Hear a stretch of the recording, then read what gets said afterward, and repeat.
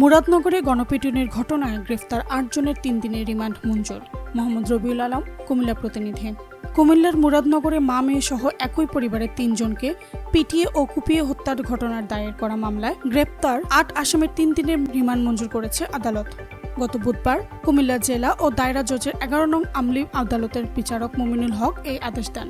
Remand পাওয়া আসামিরা হলেন স্থানীয় ইউপি চেয়ারম্যান শিমুল বিল্লাল ও ইউপি সদস্য বাচ্চু মিয়া, রবিউল আউয়াল, আতিকুর রহমান, বায়েজ মাস্টার, দুলাল, আকাশ, মোহাম্মদ শবির আহমেদ এবং নাজিমুদ্দিন বাবুল। কোর্ট পুলিশের ইন্সপেক্টর মোহাম্মদ সাদিকুর রহমান বলেন, গণপিটুনির মামলায় ৭ দিনের রিমান্ড চাওয়া হলে প্রত্যেক আসামির জন্য ৩ দিন রিমান্ড মঞ্জুর করেছে বিজ্ঞ আদালত।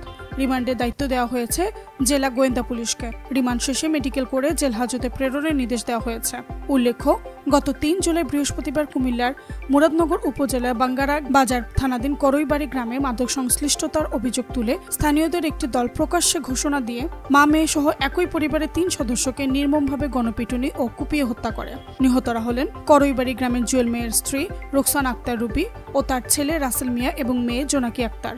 এই ঘটনায় গুরুতর আহত হয়ে রুবির আরেক মেয়ে রুমা আক্তার, যাকে প্রথমে কুমিল্লা মেডিকেল কলেজ হাসপাতালে ভর্তি করা হয়, পরবর্তীতে শারীরিক অবস্থার উন্নতি হলে তাকে ঢাকা মেডিকেল কলেজ হাসপাতালে স্থানান্তর করা হয়। নৃশংস এই হত্যাকাণ্ডের ৪ দিন পর নিহত রুবির মেয়ে রিক্তা বেগম বাদী হয়ে বাঙ্গরা বাজার থানায় মামলা দায়ের করেন।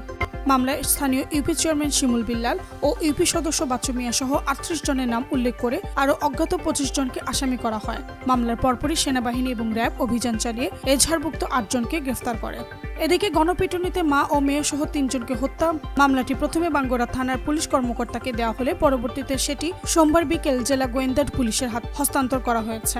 তদন্তের দায়িত্ব দেওয়া হয় জেলা ডিবি পুলিশের উপপরিদর্শক নয়ন কুমার চক্রবর্তীকে।